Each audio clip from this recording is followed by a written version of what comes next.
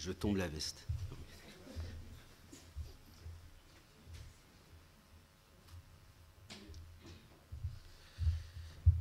Eh bien, je vais prolonger la prière que Tony vient de faire à l'instant, puisque notre sujet de méditation, c'est « De mon Père céleste, j'ai reçu un esprit d'adoption ». Est-ce que c'est vrai pour chacun de vous? Attention, on ne reçoit pas l'esprit d'adoption comme on recevrait quelque chose d'un homme ou d'une femme. Il y a des conditions. De mon Père céleste, je peux dire, nous avons reçu, si c'est vraiment le cas, un esprit d'adoption. Et dans cette période de commémoration de la Pentecôte, parce que j'estime que nous y sommes encore un petit peu, eh bien, cette période, on le sait, marque la naissance de l'Église il y a maintenant plus de 2000 ans. C'est au moment où Dieu a décidé de répandre son esprit sur ses disciples que la Pentecôte, voilà, est arrivée. Et c'est bien Jésus, ressuscité et glorifié, assis à la droite du Père, qui a reçu donc des mains de son Père le Saint-Esprit pour le répandre abondamment sur tous ceux qui s'approchent de Dieu par la foi. Et cela nous est précisé clairement dans Actes chapitre 2, verset 33, que je vais lire.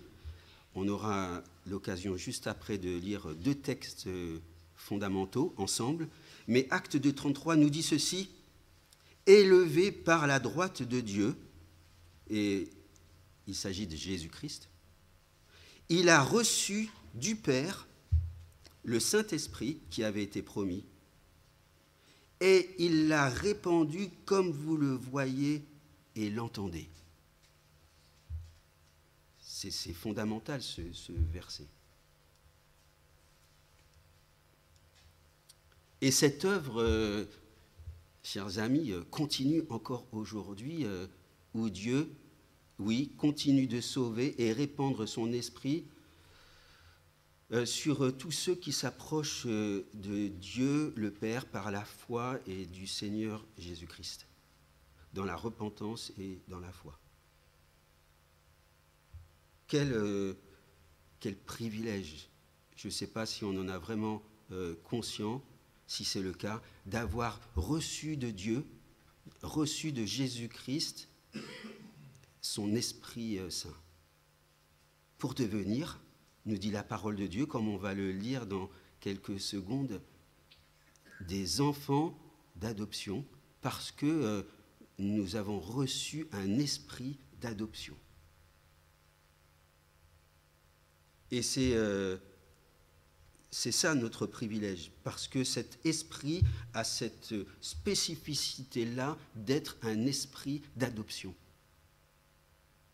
Et donc, j'aimerais que nous réfléchissions ensemble et que nous méditions ensemble sur ce que représente le fait d'avoir, par la grâce de Dieu, reçu de la main du Seigneur cet esprit d'adoption. Et je vous propose la lecture de deux textes. Le premier, dans Romains chapitre 8, peut-être que vous vous en doutiez, Romains chapitre 8, à partir du verset 13, dont le sujet qui nous intéresse là est un développement par l'apôtre Paul, peut-être, je dirais, le plus complet qui soit dans le Nouveau Testament, bien sûr, concernant le Saint-Esprit. Parce que dès le premier verset du chapitre 8, il parle, l'apôtre Paul, du Saint-Esprit. Et durant plusieurs versets. Mais pour raccourcir la lecture, je vous propose de commencer à partir du verset 13 jusqu'au verset 17. Romains 8, 13. Si vous vivez selon la chair, vous mourrez. Mais si par l'Esprit vous faites mourir les actions du corps, vous vivrez. Car tous ceux qui sont conduits par l'Esprit de Dieu sont fils de Dieu. Et vous n'avez point reçu un esprit de servitude pour être encore dans la crainte, mais vous avez reçu un esprit d'adoption par lequel nous crions « Abba, Père ». L'Esprit lui-même rend témoignage à notre esprit que nous sommes enfants de Dieu. Or, si nous sommes enfants, nous sommes aussi héritiers, héritiers de Dieu et co-héritiers de Christ, si toutefois nous souffrons avec lui, afin d'être glorifiés avec lui. Et puis, la lecture d'un autre texte dans Galates, qui apporte un complément, un petit éclairage supplémentaire à ce thème, Galates, chapitre 4, versets 4 à 7. Mais lorsque les temps ont été accomplis, Dieu a envoyé son Fils, né d'une femme, né sous la loi, afin qu'il rachète ceux qui étaient sous la loi, afin que nous recevions l'adoption. Et parce que vous êtes fils, Dieu a envoyé dans nos cœurs l'esprit de son Fils, lequel crie « Abba, Père ». Ainsi, tu n'es plus esclave, mais fils. Et si tu es fils, tu es aussi héritier par la grâce de Dieu.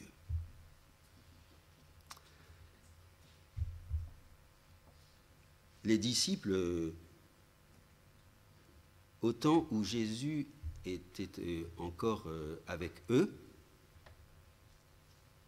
et qu'il avait appelé à lui, eh bien, étaient des disciples, il les appelait ses disciples parce qu'il les a sauvés, ça ne fait aucun doute. Même si la Pentecôte n'était pas encore arrivée. Pierre avait même dit de tout son cœur, vous connaissez ce passage lorsqu'il s'est adressé à Jésus, « Tu es le Christ, le Fils du Dieu vivant ». Et Jésus lui avait répondu, « Ce n'est pas par la chair que tu m'as fait cette réponse, mais par l'Esprit que Dieu t'a donné, pour t'exprimer de cette façon. » Les disciples de Jésus étaient vraiment sauvés à ce moment-là. Toutefois, je crois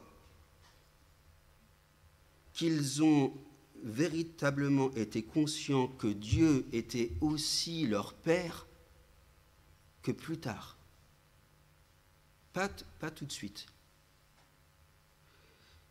Et c'est seulement à partir de l'événement de la Pentecôte qu'ils ont pu dire, comme l'apôtre Paul s'exprime à l'église de Rome, « Abba, Père ». Par cet esprit d'adoption qu'ils ont reçu eux-mêmes, comme nous l'avons reçu, si nous sommes devenus enfants de Dieu, qu'ils ont reçu à la Pentecôte. Ils n'en étaient pas conscients avant. Et à partir de la Pentecôte, toute leur vie en a été bouleversée. Mais c'est notre expérience également. Avant que nous recevions l'Esprit de Dieu, nous marchions comme des personnes qui n'avions pas l'Esprit de Dieu. Et à partir du moment où nous avons reçu cet Esprit Saint, alors, je l'espère en tout cas, toute notre vie, comme celle des disciples, en a été bouleversée. D'ailleurs, quand on regarde la vie des disciples, il y a un avant la Pentecôte et il y a un après la Pentecôte. Et on voit leur vie, leur comportement, leur manière de parler, leur manière de prier, totalement différente.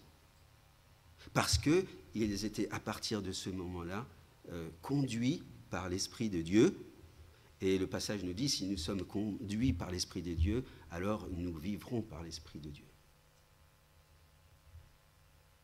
Et c'est ce que notre Père désire profondément pour tous ses enfants, que nous, parce que nous avons reçu cet esprit d'adoption, eh bien, nous marchions conformément à ce que Dieu nous demande comme de nouveaux enfants de Dieu. Et avant de rentrer plus en avant dans le sujet, parce qu'il est vraiment intéressant, ce sujet de l'adoption, il y a une scène de l'Évangile, et j'aimerais qu'on la prenne ensemble dans l'Évangile de Matthieu. Il y a une scène de l'Évangile qui pourrait être d'un intérêt, et elle l'est, d'un intérêt capital, parce qu'elle révèle au grand jour, Matthieu chapitre 3, parce qu'elle révèle au grand jour notre position de fils ou de fille dans laquelle nous avons été introduits comme conséquence de l'œuvre de Jésus à la croix. Matthieu, chapitre 3, et nous lirons des versets 13 à 17.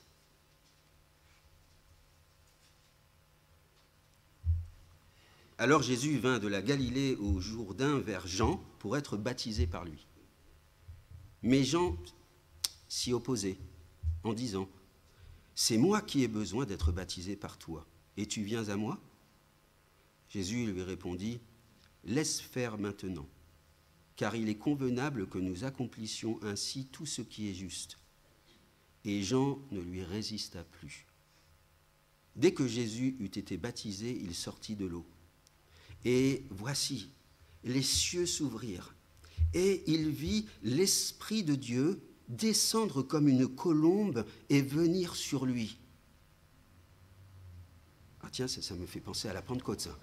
Et voici, une voix fit entendre des cieux ces paroles, « Celui-ci est mon Fils bien-aimé, en qui j'ai mis toute mon affection. » Eh bien, je ne sais pas si nous avons déjà fait ce lien, mais nous avons ici, avec Jésus recevant le Saint-Esprit, un avant-goût de ce qui devait arriver plus tard aux chrétiens à la Pentecôte. Et encore plus extraordinaire, là, nous avons là en Jésus un exemple, oui, et c'est un avant-goût de la position dans laquelle, eh bien, Dieu nous introduit une fois que nous recevons son esprit, à savoir comme un fils ou comme une fille, devenu donc légitime à ses yeux. Alors qu'avant, nous ne l'étions pas, nous étions errants comme des brebis, étrangers à la maison de Dieu. Alors, oui, si Dieu me permet d'en être conscient, lorsque je reçois l'esprit d'adoption, l'esprit de Dieu, eh bien, c'est pour moi une identité nouvelle. Je deviens fils, je deviens fille, alors qu'avant, j'étais un orphelin spirituel. Est-ce que, frères et sœurs, et j'en suis conscient, véritablement, si j'ai été lavé par le précieux sang de Jésus-Christ, le Saint-Esprit, l'Esprit d'adoption, m'enseigne, comme Paul l'enseigne à l'église de Rome, à crier à Dieu, « Abba, Père !» Ce Père qui m'aime tant maintenant, comme un fils ou comme une fille bien-aimée. Et franchement, j'y réfléchissais, ce serait un peu déplacé de ma part d'appeler mon Dieu toujours maître, Seigneur. C'est souvent le terme qu'on utilise dans nos prières, n'est-ce pas? Je ne dis pas qu'il ne faut pas le faire, mais ce serait encore plus approprié souvent d'utiliser le doux nom de Père lorsque eh bien, nous nous adressons à notre Dieu par son esprit, parce que nous avons reçu cet esprit d'adoption qui nous permet de considérer que je suis aux yeux du Père devenu un fils ou une fille légitime. Et c'est la pensée là, que Paul veut tenter de nous communiquer dans le verset 15 que j'aimerais reprendre avec vous. On va le regarder dans plus de détails. Romains chapitre 8, verset 15. Alors on va s'y attacher un petit moment. J'aime bien m'attacher parfois non seulement à des versets, mais à des mots qui ont vraiment une signification pour celui qui en est l'auteur et qui est conduit par l'Esprit Saint, parce que chaque mot a un sens, il veut dire quelque chose, il veut nous communiquer une vérité. Et donc un petit peu de grammaire. Du point de vue linguistique, j'en ai parlé hier un petit peu dans la formation des disciples. Donc le verset 15 est un verset qui a fait couler beaucoup d'encre pour les théologiens de tous les siècles et posé un problème aux traducteurs, en particulier parce que s'agissant du mot « esprit » qui est utilisé à 2 reprises dans ce verset, hein, vous êtes avec moi, Romains 8, verset 15, lorsque on regarde, il y a à 2 reprises le mot « esprit » qui est utilisé. Et la première fois, eh bien, la première lettre est écrite avec un « e » minuscule, comme dans l'expression « un esprit de servitude ». Dans la plupart des traductions, c'est ainsi. De nos traductions, c'est ainsi. Et le deuxième esprit est utilisé, est écrit avec un « e » majuscule, cette fois-ci. Et si l'on inscrit la première lettre du premier mot « esprit » avec une lettre minuscule, il serait question, d'une certaine manière, de la mentalité d'une personne, de son état d'esprit, parce que c'est l'esprit de la personne, hein, avec un petit « e ». Alors que le « e » majuscule du deuxième esprit montre qu'il s'agit là du Saint-Esprit. Alors, avant, petit rappel historique, lorsque le Nouveau Testament a été donné, dans son texte d'origine, il faut savoir, frères et sœurs, que tout le Nouveau Testament ayant été écrit en grec, l'a été en lettres majuscules. Et donc, ça ne posait pas de problème avant de savoir si c'est un E majuscule ou un E minuscule, tout était écrit en majuscule. Et c'est seulement plus tard, pour permettre une lecture plus souple, plus facile, plus compréhensible, que, en plus des lettres majuscules qui étaient restées, eh bien, ont été rajoutées des lettres minuscules. Et c'est à partir de là que les théologiens se sont battus, dans le bon sens du mot, pour savoir si parfois, eh bien, il fallait mettre une minuscule là ou une majuscule là. Et il y a des traductions, comme la Bible du Semeur, qui traduit « esprit de servitude » avec un « E » majuscule, et non pas avec un « E » minuscule.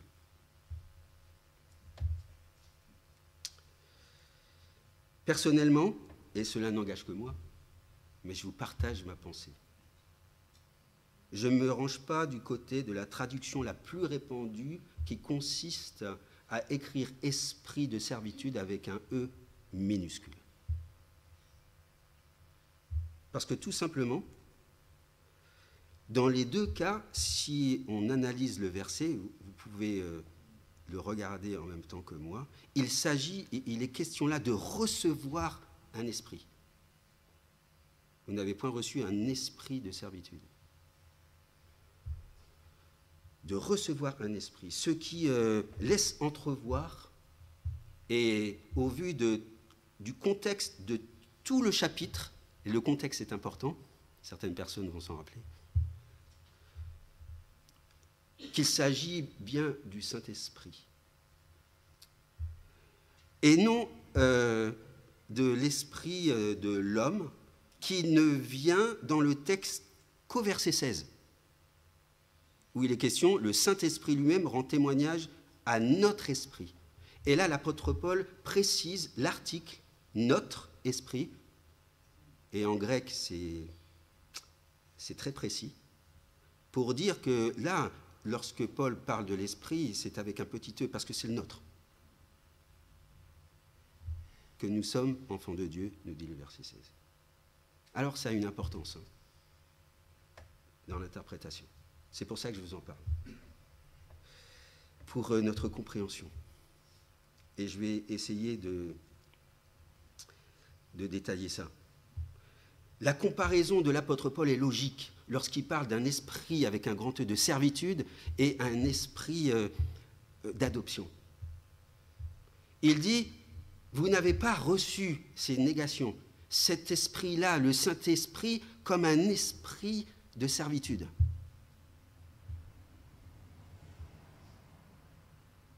Pour être encore dans la crainte.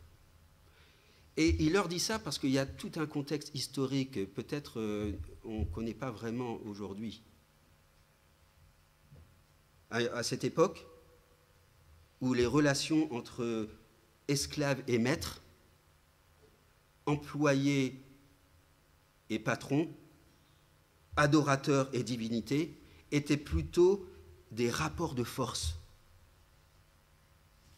où celui qui était en dessous de la hiérarchie pouvait craindre celui qui était au-dessus. Et donc, la plupart des gens à l'époque vivaient avec un esprit, petit e, de crainte. C'était pas facile pour eux. Et Paul leur dit que, contrairement à ce qu'ils pensent avoir vécu jusque-là, ou qu'ils peuvent vivre au moment où il s'adresse à eux dans cette épître aux Romains, eh bien, recevoir le Saint-Esprit ne fait pas d'eux, et donc ne fait pas de nous, a fortiori, bien sûr, des esclaves de Dieu. Parce qu'on n'a pas reçu un esprit, le Saint-Esprit comme un esprit de servitude, au sens d'une relation de force qui existe naturellement dans les relations humaines entre un esclave et son maître à l'époque, parce qu'il y en avait beaucoup.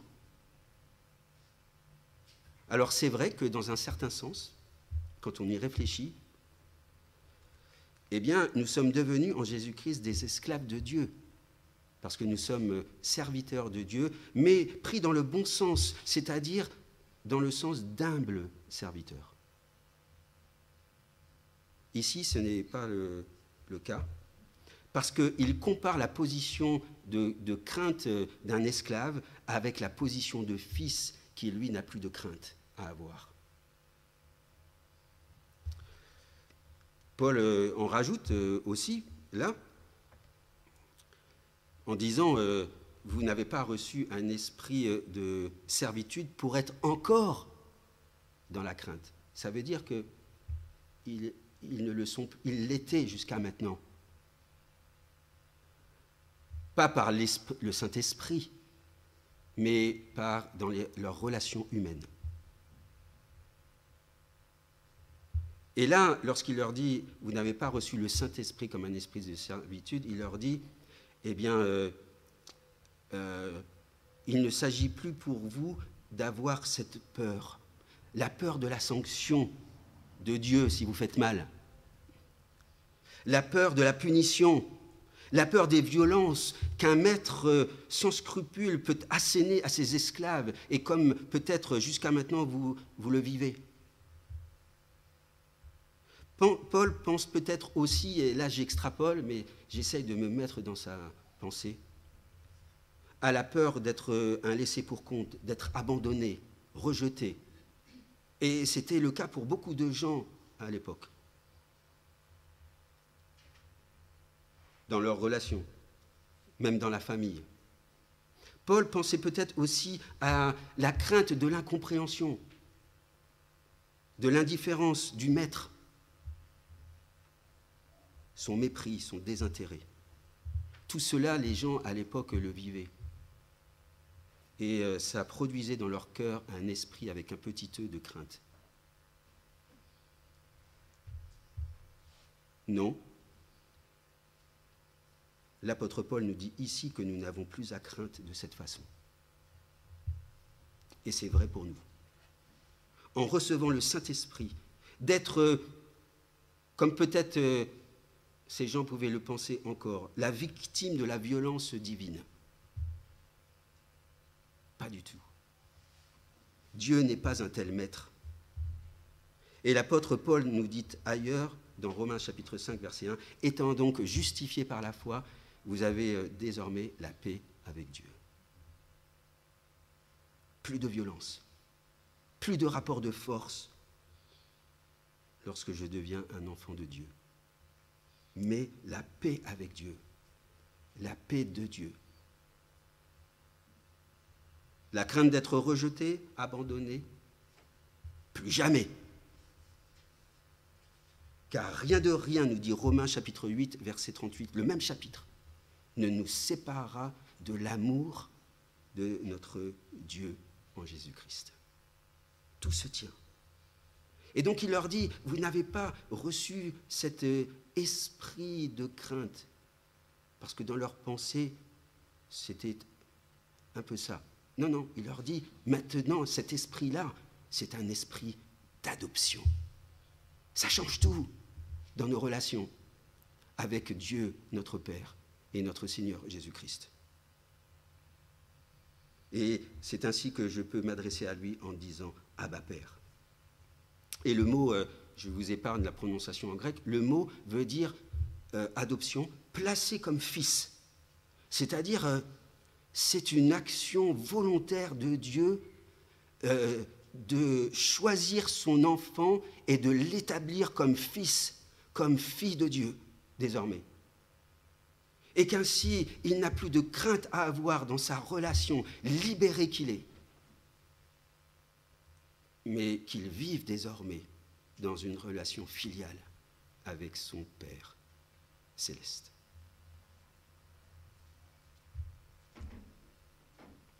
Alors, ça c'est magnifique. J'aimerais regarder avec vous quelques aspects de cette filiation, quand on a compris ça. Que l'esprit d'adoption que j'ai reçu en Jésus-Christ me révèle. Parce que il nous faut savoir ce que cela signifie d'avoir reçu un esprit d'adoption. Alors, le premier aspect, j'en citerai 4, le premier aspect, parce qu'il y en a d'autres, mais j'ai essayé de réunir peut-être les principaux. Le premier aspect de cet esprit d'adoption, c'est qu'il me révèle que Dieu le Père, en tant que celui qui m'a adopté, m'accueille et m'intègre dans sa famille telle que je suis. Mais c'est ce qui se passe lorsque des parents adoptent un enfant. Ils accueillent dans leur famille un enfant tel qu'il est. Parfois, ces parents-là ne connaissent pas son histoire complètement. Ils ne savent pas ce que cet enfant a vécu. Parfois, ils veulent le savoir, parfois, ils ne le peuvent pas parce qu'ils n'ont pas tous les éléments. Mais pour eux, tout recommence à zéro avec cet enfant. Et ils l'accueillent dans leur famille et il devient donc un enfant légitime. Attention, Dieu ne m'accueille pas à bras ouverts comme ça. Si auprès de celui qui m'a tant aimé et qui m'aime encore, je m'approche de lui dans la repentance et la foi, alors, comme le fils prodigue, vous connaissez le fils prodigue qui revient vers son père et son père l'accueille donc à bras ouverts parce qu'il revient à lui dans la repentance et dans la foi en ce père-là, qui l'accueille les bras ouverts et qui le considère comme son fils au même titre que l'autre qui était dans la même famille. Il me considère comme désormais son enfant, avec toutes mes faiblesses, avec toute mon histoire, parce que chacun en a une, n'est-ce pas? Avec ma culture, avec mes origines. Et il y a dans l'Église tellement de diversité de membres. Voilà. Mais un seul corps, celui du Seigneur, qui accueille dans sa maison tous ceux qui viennent à lui dans la repentance et dans la foi pour recevoir de lui cet esprit d'adoption. Je ne suis plus un étranger, un esclave, un orphelin spirituel, mais un fils ou une fille aimée de mon Père céleste. Et tout cela, j'y réfléchis, et c'est vrai pour un enfant qui est adopté. J'en connais un dans ma famille. Ça donne à l'enfant qui est adopté un sentiment d'acceptation, un sentiment de bien-être, de sécurité, de sérénité, d'avoir été introduit tel que je suis, sans que je demande quoi que ce soit, dans la famille de Dieu. Et pour rendre cela plus concrètement, par exemple, dans notre église ici à Savigny, il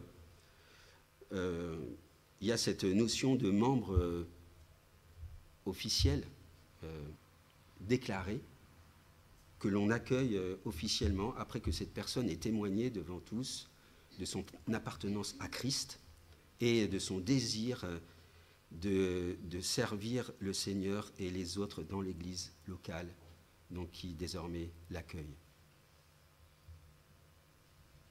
Alors ce serait incomplet d'en rester là, parce que si j'ai reçu l'esprit d'adoption de la part du Seigneur Jésus-Christ, alors cet esprit d'adoption me révèle que le Père céleste que j'ai m'exhorte aussi, ayant été accueilli, d'accueillir l'autre de la même manière que je l'ai été moi-même. Et reconnaître sa place qu'il détient de droit au sein de la même famille. Et il n'y a plus là de distinction. Nous sommes dans l'Église, tous devenus des fils et des filles de Dieu le Père. Ça, c'est formidable. Alors vivons comme tels, mes amis, et ne soyons plus dans la crainte. Crainte peut-être de faire connaître le nom de Dieu. Crainte liée à notre peut-être culpabilité de ne pas faire assez. Non. Le Seigneur nous considère désormais comme des fils. Et il va agir envers moi comme un père agit avec son fils. Il va l'élever. Il va l'éduquer. Il va le faire grandir. Deuxièmement, un deuxième aspect, ça va un petit peu avec le premier. Cet esprit d'adoption me révèle que finalement, je suis placé sous la protection du Père. On l'a un petit peu dit. Et il y a ce verset qui dit dans Éphésiens 1, versets 13 et 14, « Nous avons été scellés du Saint-Esprit. » Le Saint-Esprit nous scelle quelque part. Il est le gage de ma sécurité, donc. Là, je n'ai plus rien à craindre. Et le psaume 23 nous dit, je ne crains aucun mal. Pourquoi? Car tu es avec moi. Si je suis hors de la famille de Dieu, là, je peux craindre. Hein. Mais je suis protégé du Père, par le Père. L'Esprit Saint est avec moi, en moi, cet esprit d'adoption que Jésus-Christ m'a donné. Je comprends alors que, en tant que fils protégé du Père, je n'ai plus à vivre selon une liste de principes qui ferait que je mériterais encore quelque chose de la part de Dieu. Non. Son amour, un amour supplémentaire, une protection supplémentaire, pas du tout. sa protection et son amour me sont acquis pour toujours. Ah, j'ai un devoir, j'ai une responsabilité maintenant en tant que fils. C'est de me conduire d'une manière digne de mon Père céleste. Oui, mais Dieu, mon Père céleste, m'aimera toujours parce que je suis devenu son fils ou sa fille à jamais.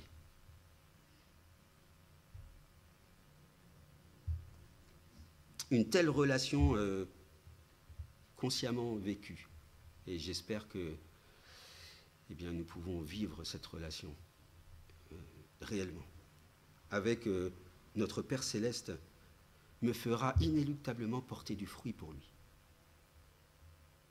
Est-ce que nous portons du fruit pour Dieu? Des fois, je me pose cette question. De cette position de fils ou de fille protégée, ma recherche de ce qui est bon, de ce qui est juste, ne sera plus empreint d'angoisse, d'inquiétude, de peur, comme avec un esprit de servitude pourrait le suggérer. Mais ma recherche sera une recherche paisible et tranquille pour vivre comme le Seigneur veut que je vive, dans la bonté, dans la justice, et d'une manière paisible et tranquille. Le Seigneur veut me conduire à cela. Un troisième aspect de l'esprit d'adoption que cet esprit me révèle, c'est que mon Père céleste, à travers cet esprit d'adoption, m'instruit. Et comme un père ou une mère va instruire son enfant pour qu'il grandisse droit et non pas de travers. Et pour cela, l'esprit d'adoption est vraiment un guide personnel qui nous rappelle les paroles de Jésus, nous convainc de péché, nous pousse à la repentance toutes les fois que c'est nécessaire. Il nous sanctifie et également produit en nous le fruit tant espéré par le Père, qu'on appelle le fruit de l'esprit. Et lorsque je reçois un esprit d'adoption, cet esprit d'adoption me fait porter du fruit de l'esprit. L'amour, la joie, la paix, il y en a 9. On devrait tous, si l'on est chrétien, connaître ces 9 fruits du fruit de l'esprit de Galates 5, 22. Et nous soumettre donc au Père volontairement pour rester à ma place de fils qui apprend toujours auprès du Père, pour être ce fils qui l'honore et qui le glorifie dans sa vie. Et puis, alors, peut-être je peux rajouter que Dieu a prévu l'Église locale et l'utilise pour instruire les enfants de Dieu, qu'ils soient de nouveaux enfants de Dieu, devenus fils ou filles de Dieu récemment, ou que ce soit les plus anciens. Nous devons, les uns comme les autres, nous astreindre, frères et sœurs, au même enseignement que Dieu, à travers sa parole, veut donner à chacun.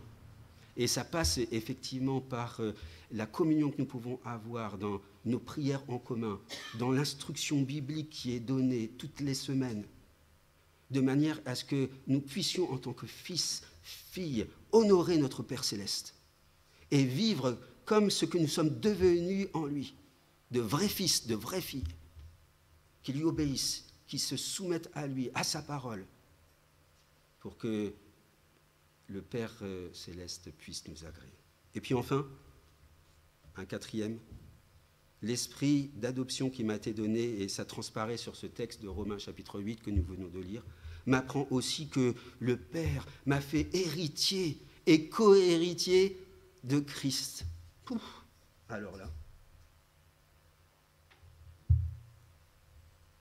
cette dernière expression d'héritier ou de co-héritier de Christ, c'est la clé, frères et sœurs, de toutes nos bénédictions, finalement. Cet héritage sera partagé entre tous ses enfants. C'est incroyable. C'est la vie éternelle. C'est la gloire future. C'est la résurrection des corps. C'est un héritage à la fois inaltérable, préparé d'avance et garanti par Dieu le Père. Voilà tout ce qu'il fait pour nous. Et si ce matin je suis un véritable enfant de Dieu ayant reçu cet esprit d'adoption, alors je suis associé à Christ pour hériter de tout cela. Quel honneur Dieu me fait. Alors, honorons-le à notre tour, par une vie, un comportement digne d'être appelé fils ou fille de Dieu le Père. Alors, mes amis, la connaissance du Père et de notre relation avec lui par cet esprit d'adoption que nous avons reçu, eh bien, va nous permettre, et cet esprit d'adoption va s'employer à le faire, de développer en nous une relation toujours plus belle avec notre Dieu, plus proche, plus intime, avec une affection et une reconnaissance filiale qui se doit. C'est notre devoir d'être ainsi, qui se traduit par une vie qui le glorifie. Je suis fils, alors je me conduis puissamment par l'Esprit de Dieu désormais. Et donc je peux dire, ça sera ma conclusion, parce que j'en suis de plus en plus conscient de l'esprit d'adoption que j'ai reçu de la part du Seigneur Jésus-Christ. Lui qui, par amour pour moi, l'a poussé par l'esprit d'adoption à nous accueillir, à nous protéger, à nous instruire, à nous garantir tout son héritage en partage, 4. Je peux dire, comme un fils ou comme une fille, je veux vivre désormais comme un fils et une fille, et non plus comme un esclave qui craint. Je veux m'adresser à mon Père céleste désormais avec confiance, comme un fils ou une fille pourrait s'adresser à son père ou à sa mère. Je veux rechercher la conduite du Saint-Esprit dans tous mes choix et mes décisions. Je veux me laisser transformer jour après jour par le Saint-Esprit qui m'a été donné, cet esprit d'adoption. Je veux garder les yeux fixés sur Jésus-Christ et sur l'héritage céleste qu'il m'a donné et qu'il a partagé avec moi. Et puis, peut-être, il y a certains d'entre vous qui restent encore indifférents ce matin. Ça ne vous concerne pas. Vous avez conscience que vous n'avez pas réellement reçu l'esprit d'adoption. Parce que le verset 16 nous dit, l'Esprit lui-même rend témoignage à notre esprit que nous sommes enfants de Dieu. Si ce matin vous ne pouvez pas dire ça, c'est que vous ne l'avez pas encore reçu. Rappelez-vous qu'aujourd'hui est le jour du salut que Dieu fait. Peut-être demain, Dieu vous redemandera votre âme. Qui sait? Et alors, ça sera terminé. Après la vie, il y a le jugement. Ce n'est pas ce que Dieu veut. Si vous entendez sa voix, n'endurcissez pas votre cœur, nous dit la parole. Venez à lui dans la repentance et par la foi qui vous introduira également, comme cela a été pour nous, dans la famille de Dieu, pour devenir un fils ou une fille de notre Père céleste. Que Dieu nous garde et nous bénisse. Et j'aimerais que l'on chante ensemble ce ce petit cantique, si on peut se lever pour ça, et puis je terminerai par la prière, et nous pourrons nous saluer les uns les autres.